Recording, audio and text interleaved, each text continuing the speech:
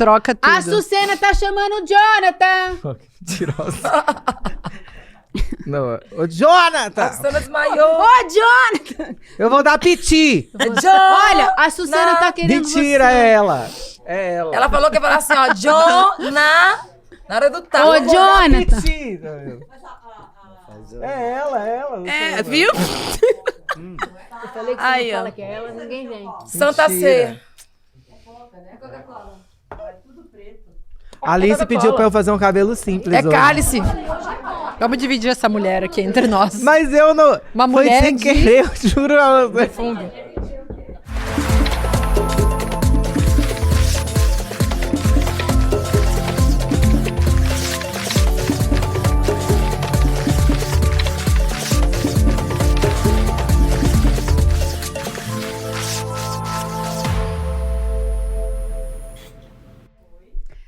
Olá! Está no ar mais um Precisamos Conversar, o programa de debates do ICL feito por mulheres para todo mundo.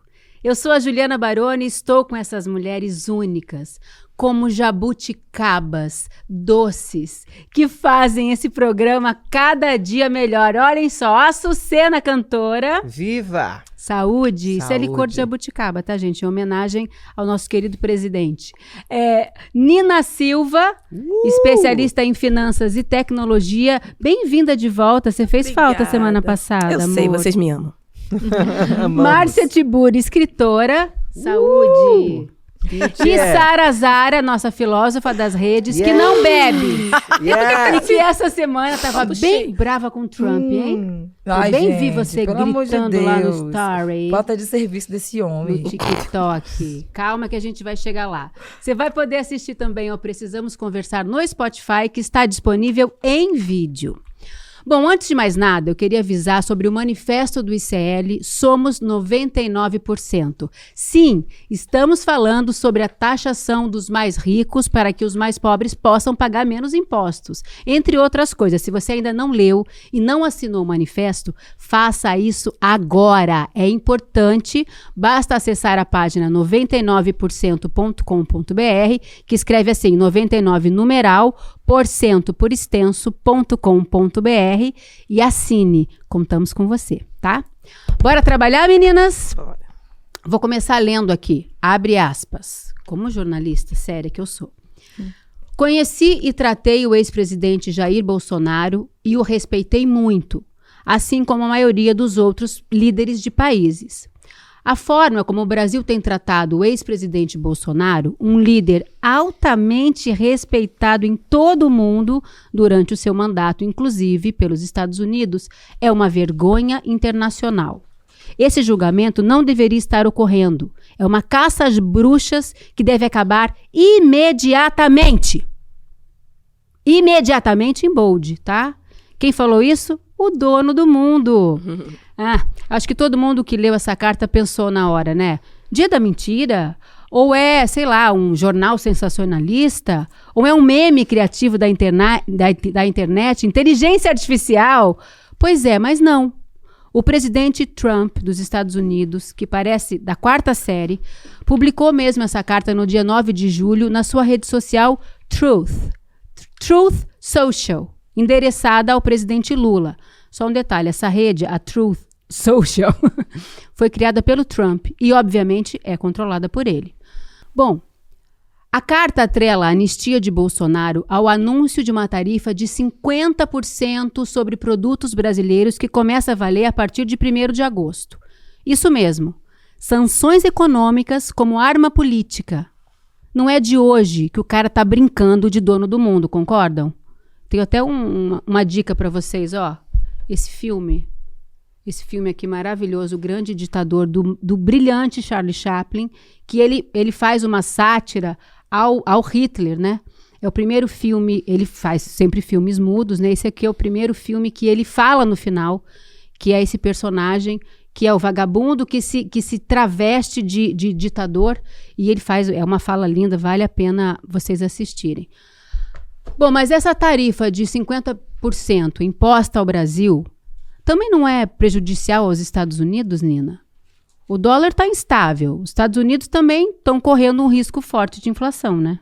Sim, totalmente. O Trump, ele começa a fazer um imperialismo no mundo, né? Ele se coloca como um imperador, ele traz medidas inicialmente colocada como protecionismo econômico-político para poder proteger a sua economia interna, mas ele está colocando, né, o que ele não entende é que eles estão em superávit com o Brasil. Ou seja, eles exportam mais do que eles importam, pelo menos em 2024, tá? Essa é a primeira fake news que a gente precisa derrubar quando se trata dessa relação que ele está colocando como se eles estivessem em déficit, mas eles estão em superávit em 8 bilhões de dólares. E aí, a partir do momento em que você coloca a tarifa de 50%, quem vai pagar é o consumidor norte-americano, norte-estadunidense. Não é o brasileiro diretamente que vai pagar esses 50% de tarifa. Então, se o suco de laranja, 50% do suco de laranja, do cafezinho da manhã do norte-americano, vem do Brasil. O próprio café do norte-estadunidense vem do Brasil. Então vai ficar 50%. E a carne do hambúrguer? A carne que é o símbolo americano. Quando tem carne no hambúrguer? Vem do Brasil. E aí é carne, aço, indústria têxtil, vestuário, soja, outros tipos de grãos. Tem uma infinidade de matérias, de insumos que também fazem parte da produção de outras indústrias nos Estados Unidos. Então pensa só, os Estados Unidos quer ampliar a sua indústria, né, interna, quer trazer a reindustrialização para a sua nação. Mas ele precisa de matérias-primas, insumos que os Estados Unidos não têm. E muitos desses são importados do Brasil. E aí virão com preços mais caros, fazendo com que produtos internos do próprio Estados Unidos fiquem mais caros para o consumidor final de lá. Então, sim, tem um risco imenso de inflação, tem um risco imenso de instabilidade do dólar, porque uma economia instável, os investidores olham e falam, não vou botar dinheiro num país que está, né, dessa maneira. Então, também tem esse risco de diminuir a questão de investimentos no próprio país. Ele pode estar dando, sim, um tiro na culatra dele. Eu posso fazer uma pergunta? Porque, assim, os economistas têm falado muito que o Trump não tem nenhum tipo de teoria, nenhum tipo de linha de ação a partir, claro, de uma fundamentação teórica em teorias econômicas, né? Então ele não é nem neoliberal, nem feudalista, nem liberal, nem nada. O que ele é um doido, um sujeito doido, assim, entre aspas, né, gente? Então, um sujeito que funciona conforme o seu delírio, conforme a sua vontade, conforme a sua cabeça, e ele não entende nada de economia, porque ele sempre foi um rico e se manteve na sua classe social. Não é um sujeito assim que tenha se construído sozinho e tenha aprendido. Ele só foi surfando na onda de um lugar de classe mesmo que ele sempre ocupou. E ele é um sujeito muito ignorante, né? É um tremendo maluco.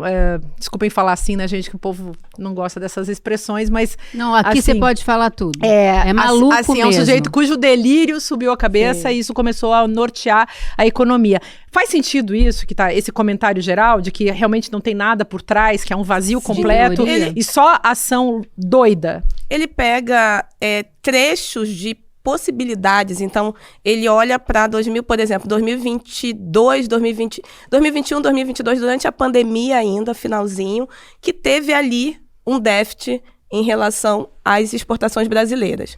E aí ele pega esse período que tinha algo específico acontecendo em relação às commodities e petrolíferas e usa disso para reforçar o seu discurso imperialista. Então, ele é maldoso, ele é cruel. Ele é cruel com os Estados Unidos. Ele não quer fazer os Estados Unidos grande de novo. Ele quer se fazer grande na história, independente de qual tamanho do tombo, ele em si, do tombo que outras pessoas e que o país vai levar. Não tem fundamentação no médio e longo prazo. Ele pega teorias ou recortes de realidades e constrói uma outra realidade favorecendo a ele mesmo e não ao país. Agora você vê, ele está agora com guerra com a Amazon. Até ontem eles eram melhores amigos com Jeff Bezos. Tá em guerra com, né, o amiguinho, o ex-amigo, ex-melhor amigo dele, o Musk. Então não tem fundamento, não tem estrutura. E eu duvido que, pode anotar aí, eu duvido que o Trump chegue até o final do mandato. Eu vou pegar uma frase sua que você diz, ele está favorecendo a ele e não ao próprio país, se aplica muito bem ao que a gente está passando aqui. Porque essa conspiração, essa confusão toda começou com Eduardo Bolsonaro instigando o grande patriota, né? Que abandona o cargo de deputado, ele foi um deputado dos mais votados, abandona o cargo, vai para lá para fazer conspiração contra o Brasil, né? E aí foi lá apelar para o Trump. Aí o Lula veio brilhantemente e soltou o meme do ano. Ai, Trump, defende meu pai, meu pai é inocente. Seu pai não é inocente, seu pai é um covarde, meu lindo. Vai, comentem, porque hoje eu tô... Eu queria falar uma coisinha Fala. antes, sobre a pergunta da Márcia.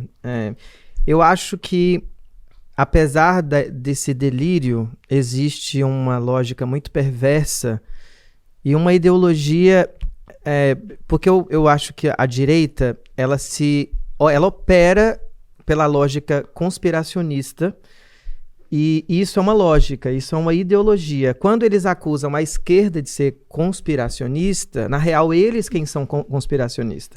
Quando eles acusam a esquerda de ser globalista, naquele sentido medonho, eles são globalistas. Então, eu acho que existe uma tática aí do Trump de dominar... isso é uma coisa que eu fiquei pensando, né? De dominar o debate no Brasil, junto com a família Bolsonaro, de a família Bolsonaro ser a salvadora, quem vai abaixar os 50% depois, a partir de uma negociação com ele, para mim, eles operam de forma conspiracionista.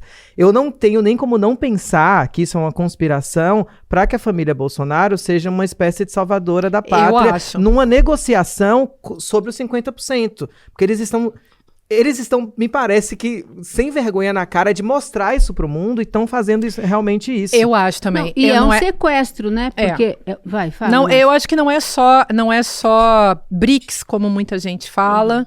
Não é só o delírio no sentido, assim, de um sujeito que não tem fundamento e age dentro da sua própria paranoia. É uma direita organizada. Então, tem a internacional extremista que está em plena ação. A gente falou sobre isso, sobre o Steve Bannon, essa ação que já tem aí mais de uma década, mas tem o Bolsonaro funcionando como um objeto de chantagem. Ele é uma moeda de troca nesse momento. E aí que o Brasil foi reduzido pelo Trump, ele fez o que ele faz com todo mundo, né, gente? Ele reduziu o Brasil a uma república das bananas. Mas tem um fator que eu acho que esses caras não sacaram. E aí o Trump deu já um tiro no pé e vai continuar dando, e eu concordo com o Nina. Acho que ele não vai durar muito tempo e os norte-americanos estão por aqui com ele. Tem um fator. Tem a República das Bananas e tem o Edu Bananinha. Então, isso é um fator interessante, porque eles não sabem quem é o Edu Bananinha aqui. Eles estão pensando que isso aqui, tipo, como país, é realmente uma republiqueta. E que não tem ninguém com coragem. O Lula... Você acha que ele subestima, assim, o Brasil? Acho que subestimam, sim. E pensam que vai ter essa estirpe. Então, chega lá o Edu Bananinha fazendo aquela cena. Eles não conseguem entender o nível do cara. O Edu Bananinha não é um herdeiro do seu pai. Ele é um herdeiro piorado. Não é um herdeiro melhorado. É piorado. Todos os filhos do Bolsonaro vão conseguir ser senador, ser um deputado aqui, ali, um vereador. Gente, eles não vão ter a chance que o Bolsonaro teve, embora Bolsonaro tenha sido sempre o baixo clero do baixo clero, né, o sub-Congresso Nacional.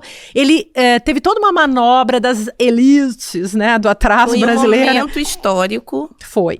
Que proporcionou que favoreceu que o bolsonarismo, né, existisse num lugar de trazer esse conservadorismo. Mas muito mais uma figura que eles precisavam do que o Bolsonaro. Exatamente. Tanto que a gente corre risco, a tal esquerda, o campo progressista e a democracia correm risco em 2026, mas eu acho que não é por parte da extremíssima direita, eu acho que é por parte de um centrão, e que um centrão, na verdade, é direita, né, gente?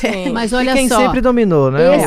Esse centrão tá em maus lençóis, que esse centrão, quer dizer, o Tarcísio não é centrão, né? Não, é direita, né? E ele tá cometendo milhares de erros nesse momento, porque São Paulo é o estado mais prejudicado, né, Nina? Nossa, com essa taxação. Mas o que eu ia falar é o seguinte, o Bananinha, eu acho que o Trump sabe que ele é baixo clero aqui também, porque ele foi lá para a posse do Trump e ficou, tava menos 11 graus, ele não conseguiu entrar, ficou lá com aquele bonezinho vermelho, aquele MAGA, né? Make America Great Again, cheio de neve, e ele foi barrado, ele não entrou, nem ele, nem Zambelli, então eu acho que o Trump tratou ele como a gente trataria aqui. Mas é né? estratégico, gente, não é reconhecimento, eu acho que ele não tem reconhecimento, mas aí quando alguém chega e diz, o Steve Bannon da vida chega e diz, cara, esse aqui é o por onde a gente pode ir, porque não tem outro.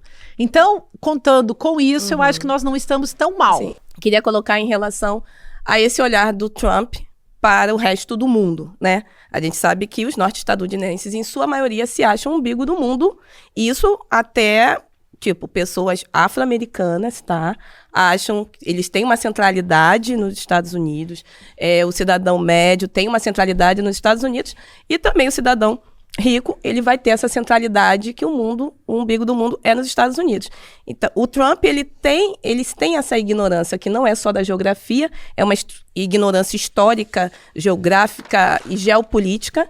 E eles ignoram que movimentos como estão acontecendo de sul global realmente vão ir contra essa hegemonia e esse lugar de dominância, né, desde sempre. Então, se a gente for pensar, o Brasil hoje, ele é pioneiro na transição energética e nas emergências climáticas, tudo que o Trump é contra.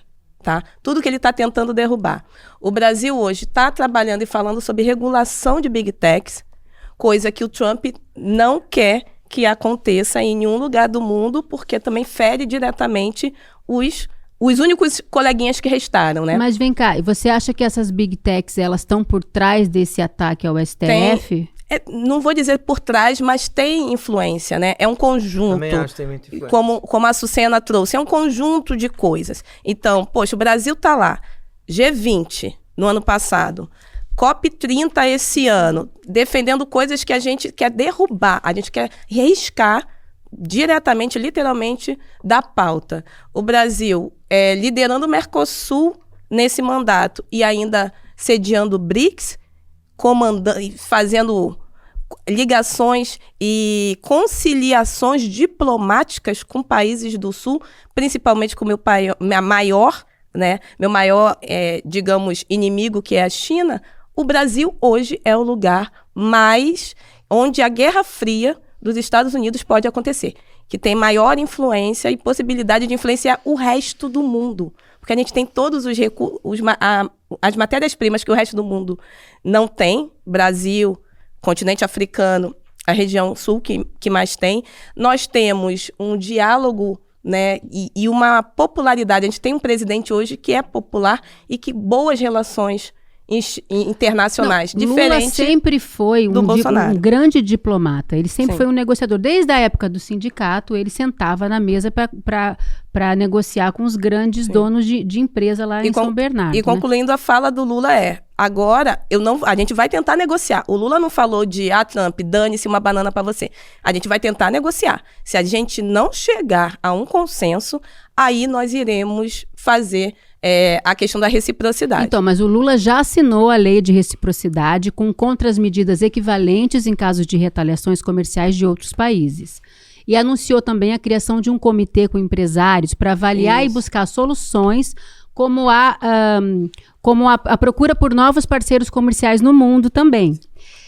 Essa reunião, gente, com empresários aconteceu hoje com o vice Geraldo Alckmin comandando a história, o que é um excelente ativo do governo, né? Porque o Alckmin, enfim, já foi governador, prefeito de São Paulo e ele Tem sabe boas relações com a direita também, tem né? ótima relação até com a demais no meu elite, gosto, mas enfim. com a direita, mas nesse momento é o que a gente precisa. Eu não confio no Alckmin, mas enfim. É o que a gente Confiar precisa, né? aí você Não, tá confiar pedindo já é muito, outro né? assunto. Eu não confio, enfim. O Mas que enfim. vocês estão achando dessa postura mas dizem, do Lula? mas dizem que o Alckmin sempre foi muito leal a todas as suas... Ai, no que seu calor, histórico. meu Deus, tá Não, esquentando. Não, vai. você pode não concordar com a moralidade, eticamente, com os valores políticos dele. Pode Isso não é uma ser sua coisa, escolha política. mas a escolha, a herança que o Alckmin deixa aos seus predecessores e aos seus comparsas políticos é de muita lealdade. Isso é uma coisa até interessante. E por isso que o Lula escolheu o Alckmin, inclusive, Então, o meu descontentamento com o Lula foi justamente esse. Mas eu não tô falando sobre um olhar político técnico igual todo mundo conhece, porque eu sou povo, sou simples, eu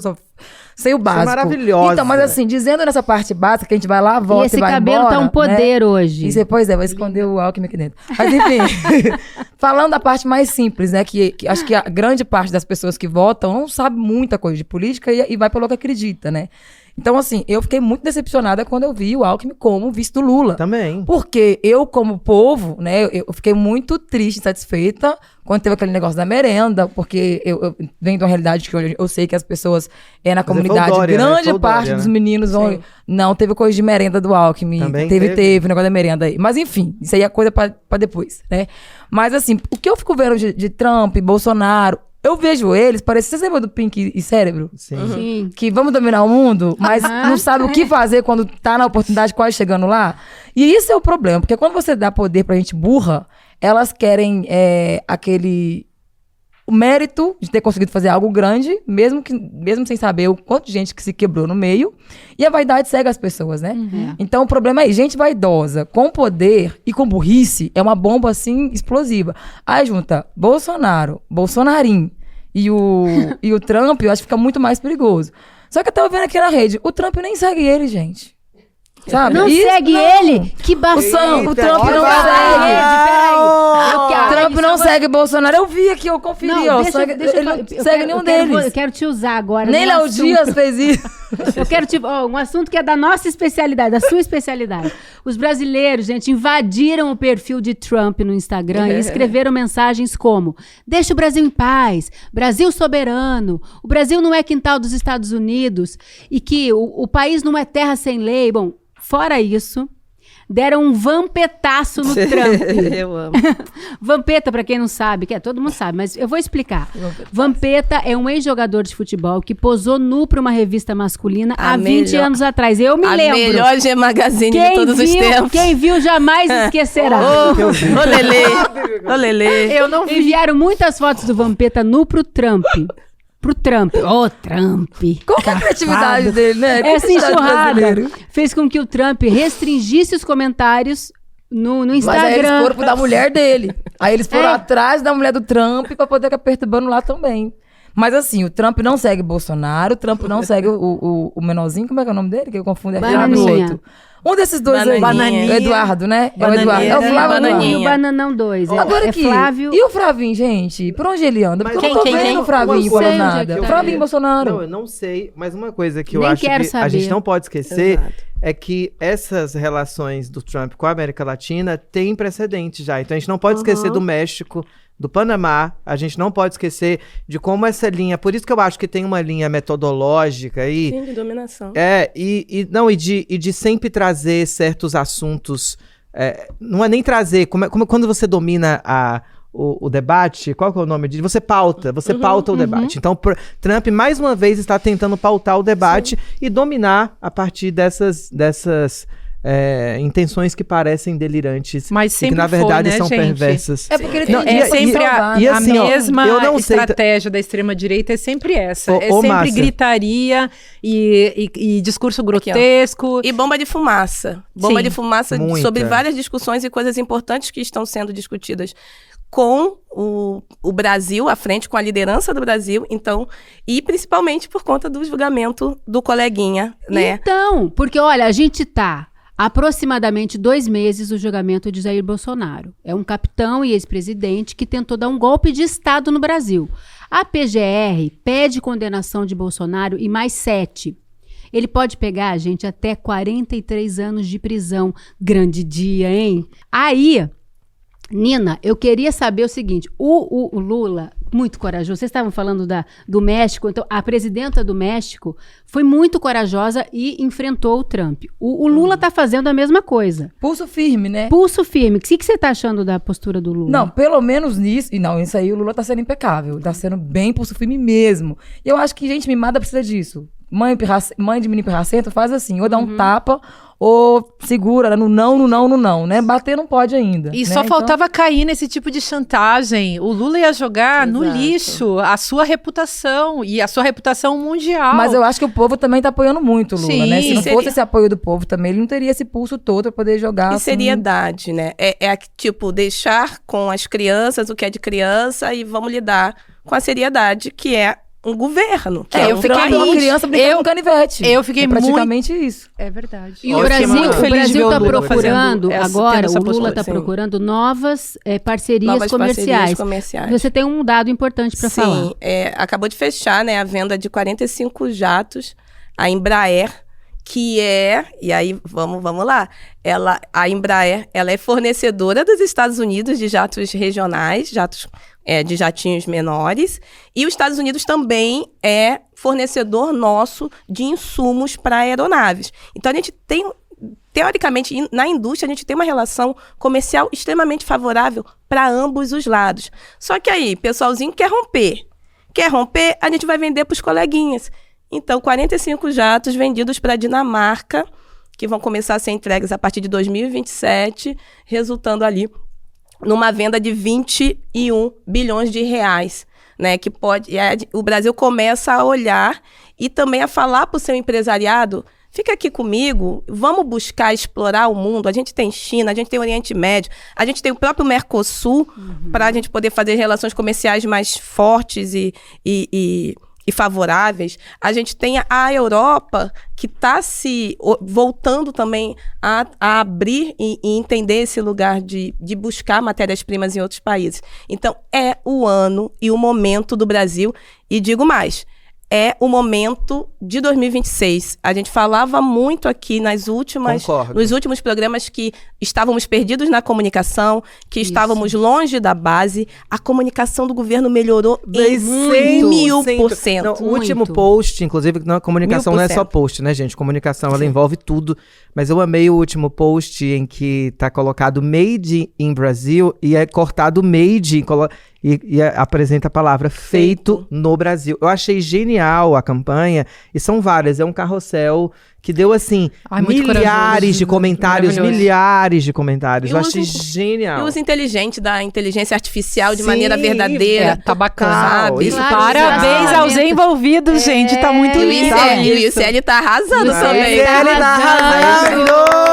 Que orgulho de fazer parte desse time, né, meninas? Demais. Eu tô muito feliz de estar aqui agora com vocês. Agora é a hora da virada mesmo. Agora é a hora. Eu tenho certeza. Bom, nesse momento do Brasil, esse momento tão importante, é lançado nas salas de cinema e na Netflix o documentário Apocalipse nos Trópicos, da cineasta brilhante Petra Costa, que mostra a igreja evangélica emaranhada na vida política brasileira. O timing tá perfeito para o lançamento desse filme. O personagem principal é o pastor Malafaia. Ele aparece tanto em cenas cotidianas, em casa, no trabalho, em pregações, como também na intimidade de um jatinho. Ele é tão humilde, tão simplesinho ele, né? O filme passa pela pandemia. Eu assisti o filme e quando passa pela pandemia, chega a dar um frio na espinha, porque que momento horroroso que a gente viveu, né? Com seus 700 mil mortos, com pastores afirmando que Jesus curava a Covid-19, até chegar à tentativa de golpe de Estado em 8 de janeiro de 2023.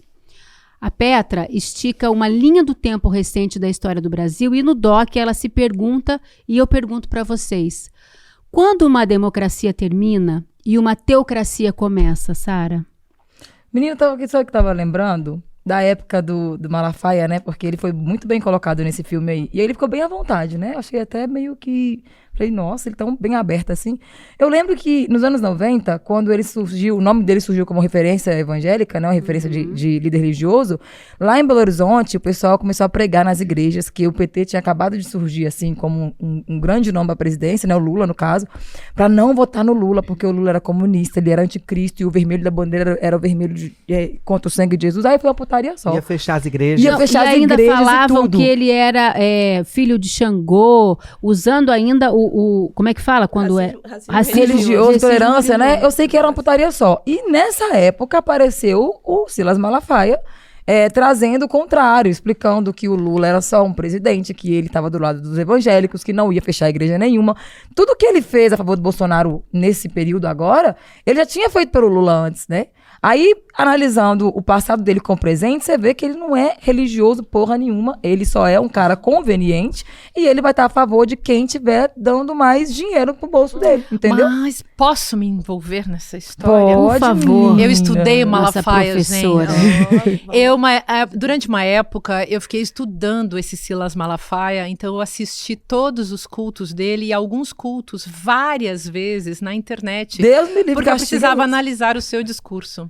Então, eu escrevi um artigo, apresentei num congresso lá internacional e tal. Bom, vocês sabem que eu pesquiso há muito tempo a subjetividade desses sujeitos, desses tiranos e desses fascistas, né? E são todos iguais. Farinha, como a gente diz, farinha mesmo saco. do mesmíssimo saco. E todos eles apresentam uma postura de perversão que a gente conhece pelo discurso e pelas atitudes. No caso do filme Malafaia, o Sóstenes, que não é uma figura também menor, porque é o líder, digamos assim, da bancada do estupro do Congresso. Vocês vejam o papel dele no filme da Petra Costa, a atitude do Malafaia, mas Trump e Bolsonaro são todos o mesmo tipo de personalidade. Por trás dessa atitude perversa tem uma coisa que é a paranoia, gente. E a paranoia não é só o sujeito que tem mania de perseguição, como no nosso vernáculo aí a gente trata. O paranoico é um sujeito que acha que é o centro do mundo. E ele tem a tendência de submeter os outros, então ele parece um sádico, né?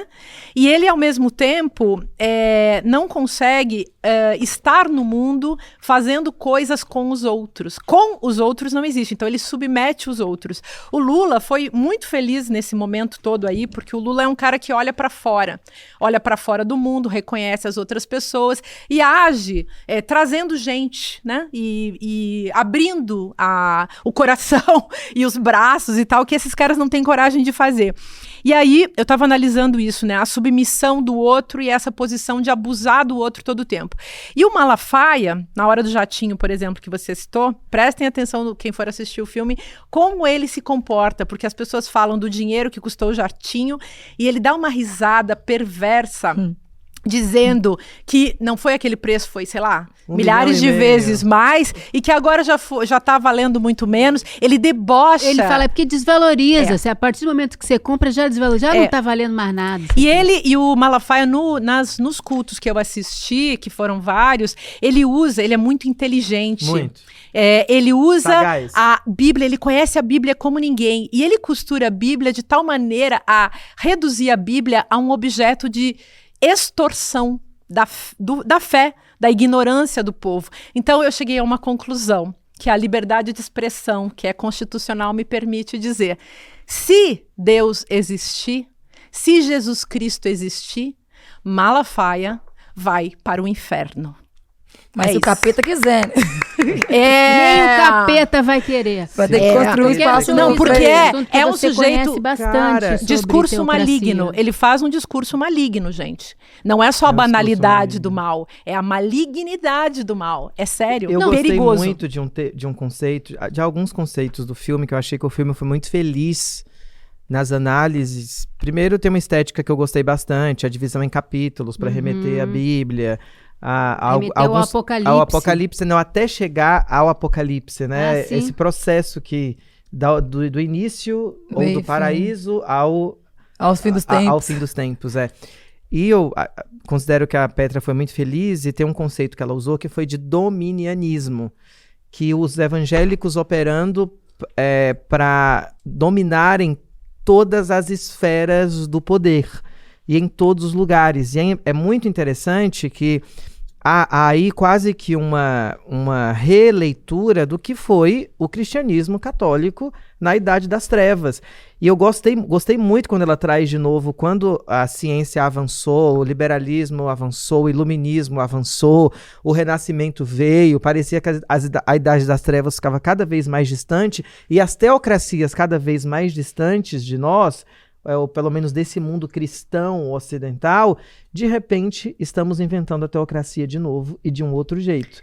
E assim, as igrejas evangélicas imitam muito as indulgências. As igrejas evangélicas, só que de forma descentralizada. Se no cristianismo católico você tem a centralização, para os evangélicos o que importa é a descentralização, porque a descentralização, inclusive, é o que faz nascer uma igreja em cada garagem.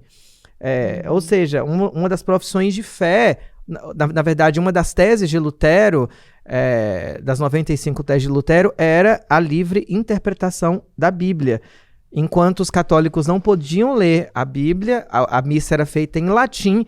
Para os evangélicos foi diferente, ou seja, todo evangélico precisa saber, todo protestante precisa entender a Bíblia, ler a Bíblia, e aí a sua interpretação que o Espírito Santo te conceda e vos dê. Isso criou, ao mesmo tempo que um problema, uma espécie de câncer, porque os evangélicos têm esse poder de crescer de forma disparada. Mas, Açucena, querida, é um plano. É um plano, tem um livro, é um projeto. Quem quiser saber mais sobre isso, não precisa nem estudar os pesquisadores, deve ir direto na fonte principal, que é o livro do Edir Macedo, chamado Plano de Poder, Deus, os Cristãos e a Política. E ali tem o método, como avançar e chegar aonde? O Sóstenes no filme fala, antes a gente era 3 fileirinhas aqui, né? Agora a gente 50. já é então, é um projeto de colonização política por parte dessa igreja diabólica, porque é diabólica. É um projeto de destruição da democracia. É tudo para eles. Por isso é eu achei nada o para Lula os sagaz. outros. O Lula foi... É sem democracia. O Lula foi sagaz nisso que você está falando, que o Lula falou assim, que o discurso dos evangélicos, ele é muito potente, lembrando Max Weber de novo, a ética protestante e o espírito do capitalismo, porque traz assim, se você tá um fracassado, só existe uma questão aqui, Deus e o diabo. Então, é porque Jesus vai entrar na sua vida e vai resolver. Então a teologia da prosperidade, ela é muito cruel porque ela simplifica as coisas como se elas fossem complexas. E deixa eu falar uma coisa, porque do jeito que eu falo, assim, com essa crítica muito contundente, pode ter gente que ache que eu sou, tipo, contra os crentes. Eu não sou.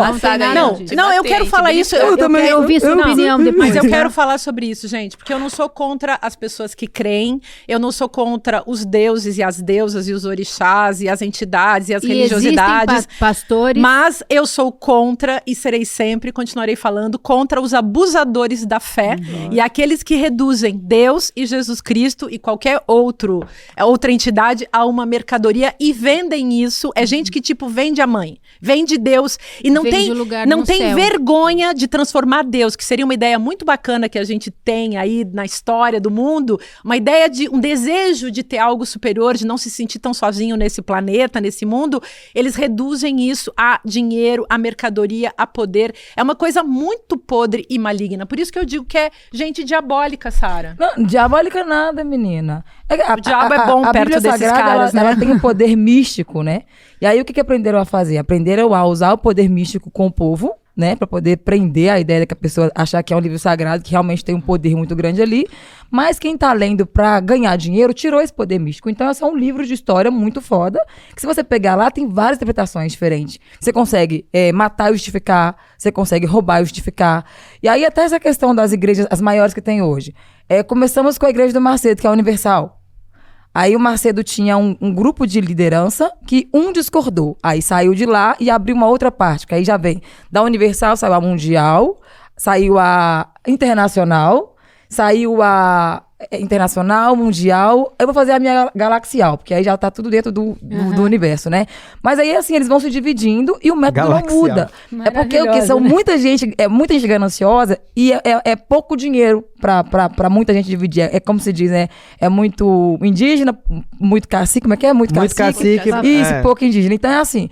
Um não quis, um O quis. ditado é pra pouco índio, mas é Isso. politicamente incorreto. Aí um não concordou porque queria pegar a mesma fatia e aí lá não coube. Então abriu outra. E foi abrindo, e cada um quer pegar dinheiro. De fato, é muito raro você ver pastores interessados em pregar o evangelho, que é o evangelho que ficou, que é o evangelho de Cristo. Hoje é o evangelho de prosperidade, que justamente usa dinheiro. Sem contar que esse negócio da igreja não pagar imposto, que eu acho um absurdo. Deveria sim pagar Mas imposto. essa história do imposto é assim que os pastores que têm canal de TV ou que compram espaço nas TVs abertas, eles justificam. De onde é que vem esse dinheiro, né? Ó, eu queria dar uma dica E de por que 2 não paga livros. imposto? Porque não paga imposto. Eu sugeriria que as pessoas lessem o Mário Faustino, Nos Bastidores do Reino, A Vida Secreta da Igreja Universal do Reino de Deus, e também o livro do Bruno Paes Manso, chamado A Fé e o Fuzil, que aí a gente entende também aqueles caras que eram altamente criminosos e que vão ali ser pastores, porque é uma gente que não tem limite, é gente muito sem escrúpulo e capaz de enganar pessoas ingênuas e que se deixam levar porque estão desesperadas. Sim, eu tava ouvindo. Não, pode depois eu No falo. filme tem um momento que quando o Bolsonaro não é eleito, né, perde a eleição e ele fica 2 dias sumido, ele não assume, que não... Chorando. Defende meu pai, defende... E foge, Perdi meu brinquedo. né? Não quer passar Sempre faixa, covarde, sempre covarde, tá sendo covarde de novo, enfim, vai fugir de novo ou vai ser preso em breve, aí a gente vai comemorar aqui. Mas é muito impressionante ver a fé das pessoas. São pessoas com... Alguns você olha e fala, pessoas malucas, que estão ajoelhados, batendo palma para pneu, rezando com um ET, fazendo sinal para um ET ter uma intervenção. Eu acho, Ju, que a Petra colocou muito bem isso, que enquanto a esquerda está apresentando projetos que já foram anunciados e sem grandes utopias, a direita está apresentando um paraíso no céu. A igreja está apresentando, de fato, uma revolução. A direita, na real, falando da igreja, mas é a direita junto com a igreja. É a mesma coisa. É justamente. Então, nisso eu achei uma felicidade, até quando ela traz o conceito de apocalipse, porque apocalipse é a grande questão do cristianismo pelo mundo. Nesses 2 milênios de cristianismo, e por esse dominianismo que a Igreja Católica já teve, perdeu muito espaço e agora os evangélicos estão tomando de forma descentralizada, ao invés de um Vaticano, você descentraliza e tem vários núcleos de poder e de força, como essas igrejas evangélicas superpoderosas que a Sara disse, o Apocalipse sendo usado como um instrumento de medo, um instrumento de manipulação pelo medo, pelo amedrontamento, o inferno voltou a ser uma pauta. É engraçado que eu ouvi esses dias um reverendo protestante, que é o Caio Fábio, e ele fala assim, eu não sei por que os evangélicos dão tanto valor ao diabo, porque, segundo a teologia, não existe esse diabo poderoso que é um antagonista, a figura nem de Deus, nem de Jesus. Só que o diabo é a figura mais importante para o cristianismo. Me parece mais importante do que a figura de Jesus. Porque o medo que impõe as pessoas justamente deixa ela paralisada, né? Então elas não pensam, não fazem nada sem um comando. Se você tinha grandes monumentos eclesiásticos com dragões, com demônios sendo desenhados nas igrejas da Idade Média, hoje você tem pela retórica. Hoje você tem... Quem são os dragões, os demônios? Somos nós, pessoas de cultura. Tem uma hora que ele fala da escola de Frankfurt, que ele solta o marxismo cultural. Ai, gente. Numa ignorância. Eu cheguei a ter pesadelo, rolava de então, cara. assim, nós somos se o exemplo antes eram as esculturas, nós hoje nos tornamos os exemplos a não ser seguidos, enfim. Bom, o ICL também fez um podcast sobre o pastor Malafaia, tá? Chamado No Alvo. A vida financeira do pastor foi investigada pelo jornalista Igor Melo, sob coordenação da nossa querida Juliana Dalpiva. O Igor passou o último ano tentando entender como esse homem que se vende como um pastor de origem simples passou a viver como um milionário, tá? No Spotify. Quer sim. concluir, Nina? Quer dar Eu sua tava ouvindo contribuição? todo mundo, e aí eu fui escrevendo umas coisinhas assim, o dualismo, né? Quando a gente trata do eurocentrismo e do afrocentrismo. E aí, enegrecendo a questão, quando a Sara pergunta por que que a igreja não paga imposto? Porque o Estado não é laico. O Estado capitalista, no neoliberalismo, ele precisa da igreja e da fé das pessoas, do invisível, para manifestar predominância e manter privilégio. E aí eu fui colocando esse dualismo, que a gente fala muito do nortear as ações, mas eu sempre trago a retórica de precisamos afrocentrar e sulear as nossas ações. Obrigada, BRICS, para trazer essa coisa da força do sul global, que também é um lugar africano, né, de pensar. Enquanto as igrejas falam do místico, nós falamos das ciências da terra, das ciências humanas. Todas as religiões de matrizes africanas e também de povos originários tratam de ciência, tratam de energia, tratam da natureza, não tratam daquilo que não é palpável.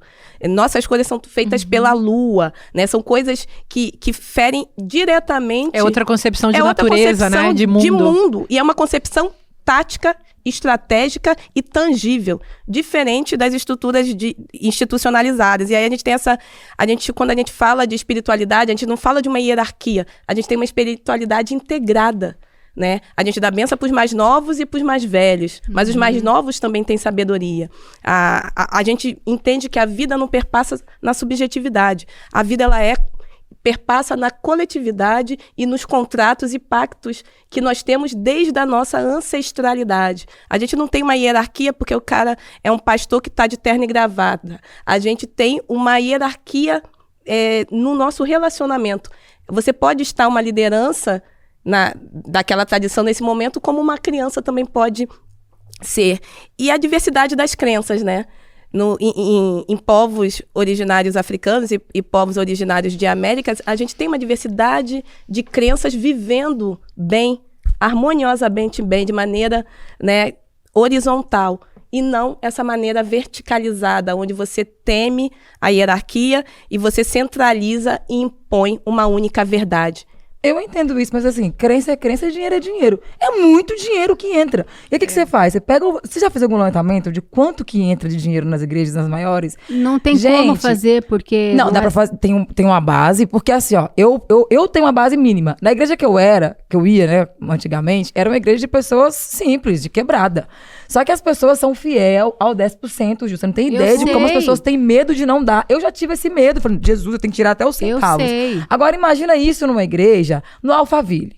Aí você pega os 10%, porque esse povo é rico, mas tem medo também, tá? Porque eles conseguem colocar medo no povo por causa do devorador. Medo de não dar? Medo Se você não der o 10%, o devorador vai comer seu... Enfim. É um milicianato, né, gente? Agora óbvio. imagina uma igreja em Alphaville, que tem vários 10% daquele povo lá. Aí você pega a crença e você pega o dinheiro, que não tem nada a ver uma coisa com a outra. O que eles estão fazendo com esse dinheiro que tá entrando? Não tá fazendo nada social mercado. Né, no caso que vamos falar que tá valendo sobre a fé. Então tem que pagar imposto sim. Aí você pega o pastor de lá, por exemplo, um baladão que tá com um relógio de 300 mil reais. Entendeu? Olha pra você ver como que é absurdo o tanto de dinheiro que entra e que não sai, que não retorna pro cofre público. Não, então isso é um absurdo. Eu acho você entende que é esse um tipo assunto... de relação de fé que dá margem para que isso seja inserido falo, dentro gente, do mercado. O Estado não é laico a partir do momento que nós aceitamos, os brasileiros aceitaram que existe uma bancada evangélica mas trem, tem uma extorsão. Sim, o Estado é laico na Constituição, mas na prática não é laico. É uma pretensa laicidade, E né? por isso precisamos defender. Cadê Laís de tanga? Vocês sabem, gente, que eu vou ter que mudar de assunto. A Sara me apelidou de Laís. Laís. Por ela apregoar laicidade. Porque o que será que é laicidade? Olha, precisamos conversar. É Márcia de tanga. Você aprendeu o que é? Gente, eu tenho que mudar de assunto, a diretora está me pedindo. O Precisamos Conversar também traz boas notícias, isso é muito importante. A escritora Ana Maria Gonçalves é a primeira mulher negra a ser eleita para a Academia Brasileira de Letras. Um de seus livros mais conhecidos é esse aqui, ó, Um Defeito de Cor. É um livro de 950 páginas que todo brasileiro deveria ler. Bom lembrar que a ABL é uma instituição fundada por um escritor negro, o Machado de Assis, e que levou 80 anos para eleger a sua primeira mulher, a Raquel de Queiroz, em 77. 48 anos depois, colocam a primeira mulher negra em uma das cadeiras da instituição. Ai, que demora, hein? Eu comecei a ler esse livro ontem, eu pedi Eu comprei, né? Não vou dizer por onde, que eu quase disse, mas não vou dizer. Eu comprei, chegou, eu comecei a ler ontem. Eu sempre tive um pouco de medo de começar a ler esse livro por conta do tamanho. Porque eu sou uma mãe, eu sou uma pessoa que faz muitas coisas. E eu falei, ai meu Deus, eu vou ler, eu não vou ler, eu vou ler. Comecei a ler. Assim, você fica tomado pela história. Parece que você é a personagem principal, né? Porque, vamos falar do livro, então. Um Defeito de Cor conta a história de Kehinde, uma mulher trazida da região da Costa da Mina, na África, para ser escravizada em Salvador no século XIX. No Brasil, ela recebeu o nome branco de Luísa Maim, que foi uma figura preponderante na Revolta dos Malês, além de ser mãe do abolicionista Luiz Gama. Esse livro virou enredo da Portela em 2024 e trouxe o livro de volta à lista dos mais vendidos, 17 anos depois. Vocês já conheciam esse livro, né? Eu quero ouvir vocês, principalmente, qual é a importância desse fato histórico da Ana Maria Gonçalves ser a primeira escritora negra a ocupar esse lugar. Ela disse que não quer ser a única. Isso é Ana Maria. Queria mandar um beijo para minha amiga Ana Maria Gonçalves e dizer da importância, isso não é a primeira vez dela, não é só na BL, mas em vários locais de abrir, né, de abrir portas com o pé na porta para trazer outras iguais a nós. Um Defeito de Cor, ele é um marco histórico na literatura brasileira, como Carolina Maria de Jesus foi, né, uma escritora que teve o Quarto de Despejo como marco histórico na literatura brasileira, e que bom que a gente pode contar essa história. Principalmente, a gente precisa visibilizar, né, histórias negras. E é um livro ficcional com elementos históricos que traz a gente na primeira pessoa, tanto do singular quanto no plural, e quebra uma hegemonia de um determinado mito de colocar mulheres negras como apenas, né, em um lugar de objetificação e de objeto a ser estudado, um objeto antropológico a ser narrado. Então, eu, enquanto homem branco, totalmente associado à luta, vou escrever sobre mulheres negras escravizadas. Sim. E contar suas histórias. Não, é uma mulher negra escrevendo ficção, que é muito difícil pra gente. E escrevendo muito bem, gente. Escrevendo muito bem. Muito bem. E contando as nossas histórias. Então, é um protagonismo negro, trazendo herança ancestral, né, dando essa visibilidade e contando verdade. A história começa, gente, com ela, com essa Kehinde, ainda em África. Ela é capturada, e aí eu tô no pedaço, tô bem no começo do livro, onde ela está fazendo a viagem de navio. E assim, é uma criança fazendo essa viagem de navio, ela e a irmã gêmea. Então ela conta da sensação, do cheiro, do que ela sentiu, da avó que fica desesperada e entra no navio para ir junto com as netas. É brilhante. Eu tô só no começo e eu posso afirmar que é uma escrita absolutamente brilhante. Dizem que é de um rigor historiográfico, no método da história absurdo. E eu lembro que na época que eu fiz faculdade de História, os professores nos pediam muito para ler literatura, porque a erudição é um dos traços mais importantes para uma historiadora, um historiador. E foi uma surpresa para mim, eu não li esse livro ainda, acho que agora é uma obrigação, um dever cívico, literário, poder ler esse livro da Ana Maria Gonçalves. Leiam. E como historiadora e como quem ama literatura, né? E falta a segunda parte agora, né? Tem segunda parte? O povo do audiovisual, porque Crepúsculo virou filme. Não, isso aqui é uma saga. Isso aqui não é pra um filme só. Eu acho que não é pra um filme só, vai ser uma série, É uma saga, é uma série. Então aí tá o desafio agora, será que já não tá sendo feito? Porque, gente, o povo dislexo, pelo amor de Deus. Eu acho que a Globo tá fazendo. Audiovisual, pra poder entender. E eu espero que seja um audiovisual negro também, né? Mas parece que o roteiro nunca fica bom o suficiente, que o livro é melhor, então eles ainda estão trabalhando no roteiro. Que tem roteiristas negros, que tenham diretores e diretoras negros e negras, que tenham, né? Pra gente poder realmente manter o protagonismo negro e as histórias humanizadas que o livro conta. Olha, gente, que lindo, um livro que fica em pé.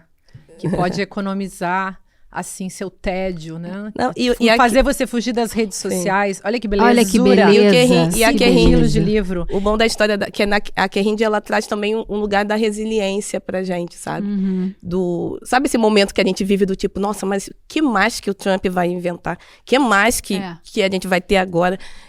Queria fazer São histórias que trazem esse lugar do tipo, já foi pior ainda, esse mundo. Esse mundo já foi horrível e continua acontecendo o genocídio do povo preto, dos jovens negros. A gente tem que sempre lembrar essa coisa.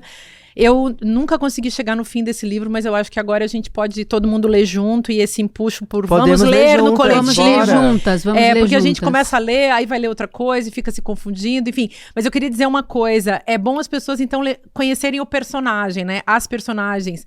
A famosa Luísa Maim, que tem gente que nunca ouviu falar, que muito menos sabe que o nome dela de verdade era Kerrinde, né? Ou Kerrinde. E o Luiz Gama, que é o filho dela, é muito conhecido, mas também muito conhecido por pessoas muito especializadas. É uma das figuras mais importantes do Brasil, um abolicionista, um advogado, um homem que ajudou a libertar um monte de gente.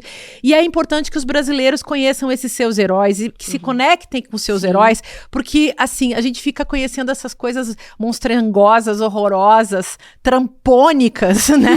Bolsonaréficas. Tem isso. Mas tem isso, gente. Tem Luísa Maim, tem uma figura como o Luiz Gama. É maravilhoso ter essas pessoas na nossa história, na nossa estirpe. Pedir a liberdade, então, da história contemporânea, de contar aqui, e aí visibilizar também as nossas histórias aqui.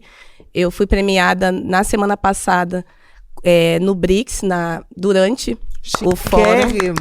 Chiquérrima, por isso que ela não estava aqui, viu, gente? Quem por isso que eu não no estava chat a semana aqui. passada. Somos 18 mulheres premiadas em todos os países, 11 países do BRICS, em relação a sermos mulheres que têm fundadoras de startups que causam impacto e crescimento e desenvolvimento social, político e econômico no mundo. Então, fui finalista da categoria Educação.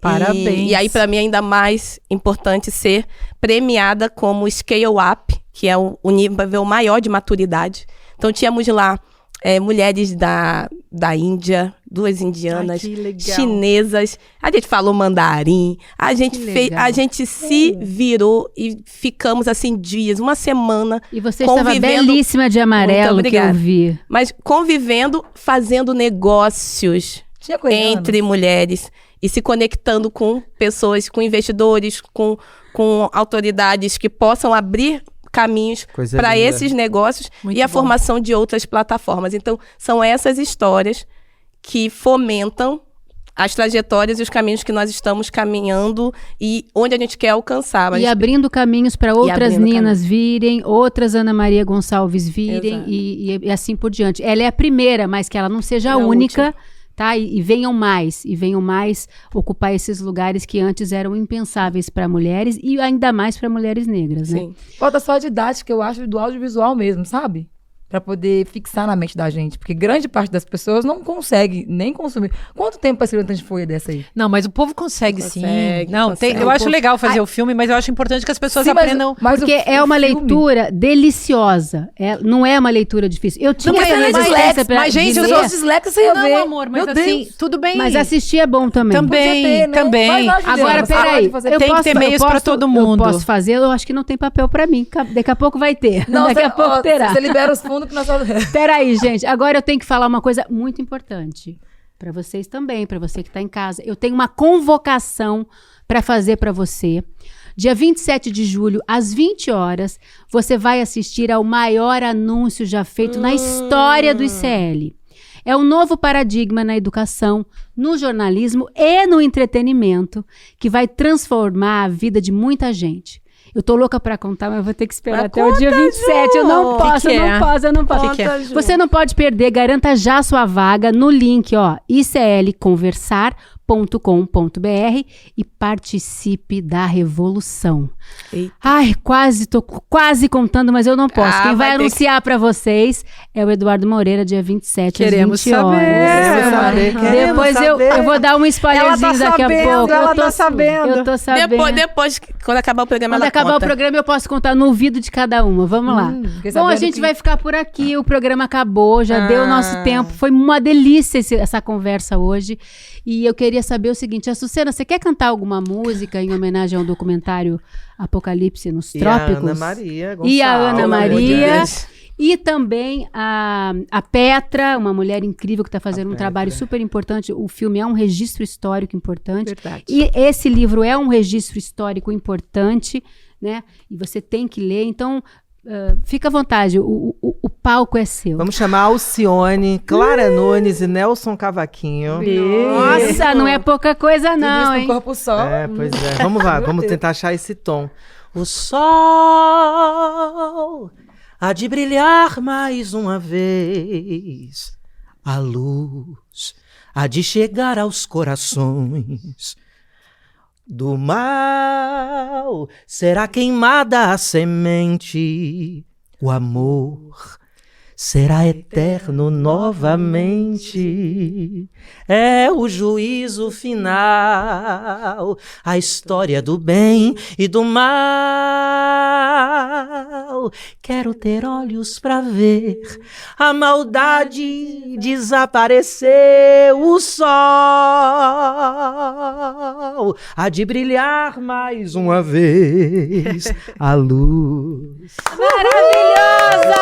Se você quer continuar essa conversa e ficar por dentro de tudo que vai rolar por aqui, aponte seu celular para o QR Code que está aparecendo aqui na tela ou acesse icl.com.br/precisamos conversar e entre no nosso grupo exclusivo no WhatsApp. Lá você vai receber o link para assistir ao nosso próximo encontro e ter acesso a conteúdos exclusivos do ICL. É importante você se inscrever, tá? A gente tem uma comunicação muito legal por lá. Então, um beijo, fiquem com a gente, até a semana que vem. A gente ama vocês! A gente tá muito feliz aqui hoje. Dia 27 de julho, eu vou anunciar para vocês o novo e revolucionário capítulo do ICL. As universidades vão entrar em pânico. As empresas de streaming vão perder o sono. As empresas de educação não vão saber o que fazer. E o povo brasileiro vai celebrar de alegria, porque vem aí o projeto mais revolucionário que já foi apresentado até hoje no campo da educação, jornalismo e entretenimento. Vocês não podem perder esse anúncio. Você e sua família vão poder eternamente fazer parte desse novo ICL. Don't waste my time. Na loja Sou ICL você encontra camisetas, canecas, mochilas e bonés que carregam ideias.